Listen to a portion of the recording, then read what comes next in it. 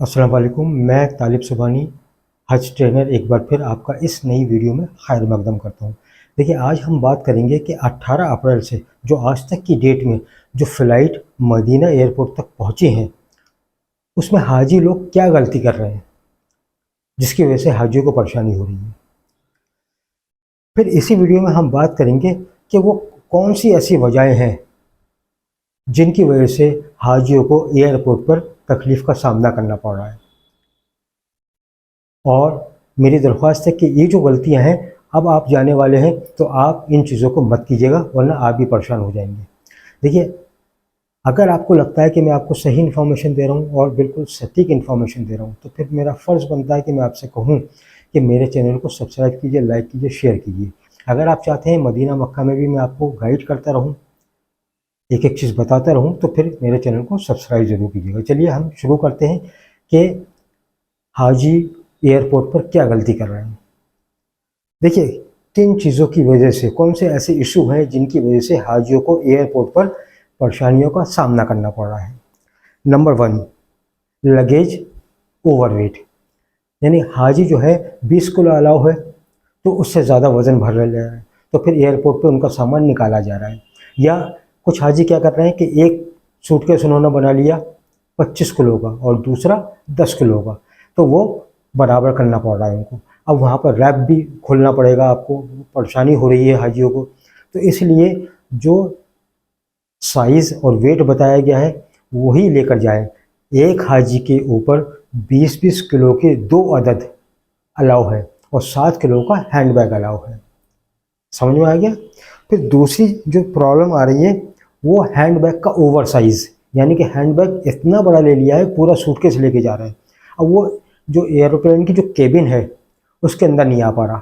अब वो सूटकेस कहाँ रखें, तो वो सूटकेस एयरपोर्ट पर फिर वापस करना पड़ा एक साहब को, अपने रिश्तेदारों को बुला के, और फिर स्कूल बैग मंगवाया गया, उसमें जाके लेके गए।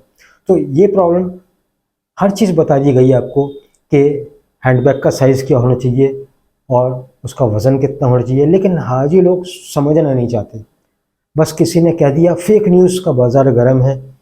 जब मैंने कहा कि कोई भी फेक न्यूज़ आप भरोसा मत कीजिए, जो अथेंटिक चैनल हैं आप उनको देखिए, जो ज़िम्मेदार हैं, जो हज ट्रेनर हैं, जो वीडियो बना के आपको बता रहे हैं, आप उनको देखिए। 4-5 लोग ऐसे हैं हज ट्रेनर जो बड़ी मेहनत से वीडियो बना रहे हैं, आपको बता रहे हैं, एक-एक चीज़ बता रहे हैं, आप उनको देखिए। आप फेक न्यूज़ पे क्यों भरोसा कर रहे हैं? फिर तीसरी चीज़ है, लगेज के अंदर बैटरी के आइटम रख लिए। एक साहब के लगेज में एक वेट मशीन निकली जो सेल लगे हुए थे उसके अंदर, उसको निकाला गया। तो ये चीज़ें खुदारा मत कीजिए कि बैटरी का कोई भी सामान आपको लगेज में नहीं रखना है।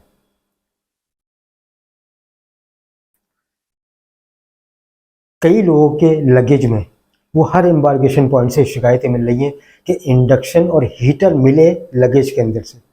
जब बता दिया गया कि इंडक्शन और किसी भी तरह का हीटर अलाउ नहीं है, फिर भी आप रख रहे हैं। जब किचन की फैसिलिटीज़ नहीं है तो फिर आप क्यों रख रहे हैं? आप इंडक्शन भी निकले कई लोगों के लगेज में और हीटर तक निकले, गैस के लाइटर तक निकले। भाई क्यों ले जा रहे हैं गैस के लाइटर जब वहाँ गैस मिलेगी नहीं आपको?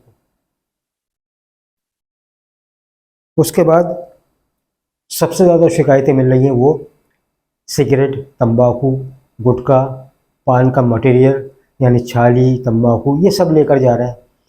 देखिए, थोड़ी बहुत जो मकदार होती है जिसको आप जस्टिफाई कर सकें, वो आप ले जा सकते हैं, सिगरेट के 4-5 पैकेट।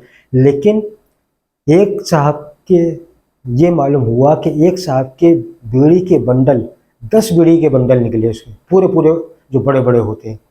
पूरा आधा सूटकेस उनका बीड़ियों के बंडल से भरा हुआ था और माचिस से भरा हुआ था। माचिस अलाउ नहीं है, बीड़ी 4-5 आप छोटे वाले पैकेट ले जाइए, लेकिन आप पूरा भर के ले जा रहे हैं। लगता है कि आप हज करने नहीं जा रहे, बीड़ी पीने जा रहे हैं वहाँ पर, या गुटखा खाने जा रहे हैं। तो ये सब मत कीजिए। इससे आपको, देखिए, हाजियों को बड़ी परेशानी हो रही है, उनका सामान खुला है, फिर उनके सामान की सेफ्टी अब कैसे होगी क्योंकि ताला तोड़ दिया। हाजी साहब से मैंने कहा था कि अपना सामान रैप ज़रूर कर लें प्लास्टिक के, उससे स्टिकर लगाएं, उस पर स्टिकर पे कवर नंबर लिखें, अपना नाम लिखें, अपनी फ़्लाइट नंबर, फ़्लाइट किस डेट की है वो लिखें, फ़्लाइट कहाँ से कहाँ तक है, बेंगलोर टू मदीना है या दिल्ली टू मदीना है, जो है भी है लिखें। एक इंडिया में नॉमिनी का नंबर लिखें, एक अपना नंबर लिखें, और आपका नाम क्या है, आपका एड्रेस क्या है, ये सब चीज़ें लिखनी है आपको, और फिर उसके ऊपर रैप करना है, लॉक करके रैप करना है। 2 हाजी साहब की फ़्लाइट छूट गई, एक की पता चला कि दिल्ली से छूटी है और एक की मुंबई से छूटी है। तो आप वक्त पे जाइए, जाम लग जाएगा, ये सब मार्जिन आपको लेके चलना है। 2 लोगों की फ़्लाइट छूटी हैं, अब वो एम्बार्केशन पॉइंट पे यहाँ के वहाँ के हज हाउस पे इंतज़ार कर रहे हैं कि नेक्स्ट फ़्लाइट में अगर कोई सीट खाली होती तब उनको भेजा जाएगा। लेकिन ये एक मुश्किल का सबब है, क्योंकि वापसी आपकी उसी फ़्लाइट से होगी जो है आपकी, तो ये दिन आपके हज के चले गए। तो इसलिए लेट, मैंने कहा ना 6 घंटे पहले पहुँचिए मार्जिन लेकर। अगर लेट भी होगा तो 4 घंटे पहले तो आप पहुँचेंगे ही, लेकिन 6 घंटे पहले पहुँचना आपको ज़रूरी है। अभी तक 2 लोगों की फ़्लाइट छूट चुकी है। कुछ लोगों का हैंडबैग का वज़न ही 15 किलो हो गया। बता दिया गया कि 7 किलो हैंडबैग लेकर जाना है, 15 अब आप उठा रहे हैं तो ज़ाहिर है एयरलाइंस वालों को तो पता चल जाएगा कि आप कितना वज़न उठा रहे हैं, क्योंकि वो तजर्बेकार लोग होते हैं। उन्होंने देखा, वेट किया, निकलवाया, फिर दूसरे हाजी के हैंडबैग में उनका सामान एडजस्ट किया गया कि वहाँ जाकर इनको दे देना। तो ये सब मत कीजिए, आपको भी परेशानी हो रही है, आपकी वजह से दूसरों को भी परेशानी हो रही है। कुछ हाजी तो अपने डॉक्यूमेंट्स ही भूल जा रहे हैं। जब आप घर से निकल रहे हैं, एक एक डॉक्यूमेंट आपको देख कर जाना है। एक हाजी साहब अपना जाने वाला बोर्डिंग पास भूल गए, दोनों घर पे छोड़ गए, उनके बच्चों ने दिया ही नहीं उनको। अब वहाँ जाके परेशान हो रहे हैं। फिर वो एयरलाइंस वालों ने उसको स्कैन किया, बड़ी मुश्किल से उसकी कॉपी निकलवाई, लेकिन तकलीफ़ हुई ना आपको। एक हाजी साहब बेंगलोर से रिपोर्ट मिली कि वो अपना पासपोर्ट ही भूल गए।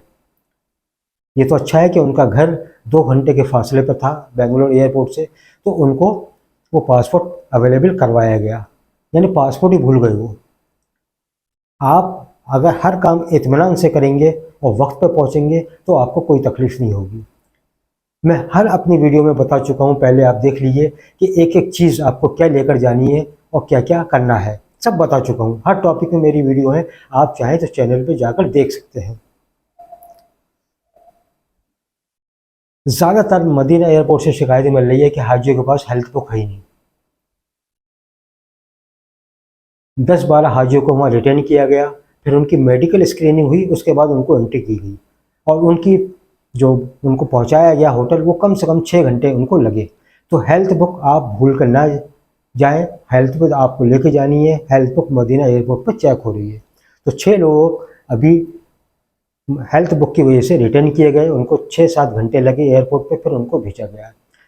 तो ये सब चीज़ें हैं जहाँ हाजी लोग गलती कर रहे हैं। तो आप जाने वाले हैं, इसलिए आप अपने तमाम डॉक्यूमेंट्स, पासपोर्ट, वीज़े की कॉपी, दोनों तरफ की टिकट, हेल्थ बुक और जो आई कार्ड आपको मिले हैं वो सब लेकर जाएं। एक एक कॉपी घर वालों को दे के जाएँ, एक एक कॉपी हैंड बैग में रख के जाएँ, ताकि आपको कोई तकलीफ़ ना हो। सब्र से काम लें और बस ये सोच लें आप अल्लाह के मेहमान हैं, अल्लाह हर चीज़ में आसानी करेगा, लेकिन आपको अल्लाह से लगन लगानी पड़ेगी। आप एक मुबारक सफ़र के लिए निकल रहे हैं, इसलिए अल्लाह आसानी करेगा। बस आपको दुआ करनी है अपने रब्बुल इज़्ज़त से कि पूरे सफ़र को आसान कर दे। अगर आपको लगता है मैं जस्टिफ़ाई कर रहा हूँ, आपका टाइम वेस्ट नहीं कर रहा, या आपको उल्टी सीधी इन्फॉर्मेशन नहीं दे रहा, तो फिर मेरा हक बनता है कि मैं आपसे कहूँ कि मेरे चैनल को सब्सक्राइब कीजिए, लाइक कीजिए, शेयर कीजिए। जो भी सोशल मीडिया के प्लेटफॉर्म है, ये इनको शेयर करते रहिएगा। अभी तक जो भी हाजी मदीना पहुँच चुके हैं, उनसे हमारी दरख्वास्त है कि सबके लिए दुआ करें, सबका सफ़र आसान हो, और मेरे लिए भी दुआ कीजिए, मेरी फैमिली के लिए भी दुआ कीजिए कि इज़्ज़त वाली ज़िंदगी दे, और जो ज़हनी थकावट और टेंशन होते हैं, अल्लाह उनसे महफूज रखे। आमीन सुम्मा आमीन। आप भी कमेंट बॉक्स में आमीन ज़रूर लिखते रहिएगा। अभी तक के लिए इतना ही। अल्लाह आपका नेगेबान।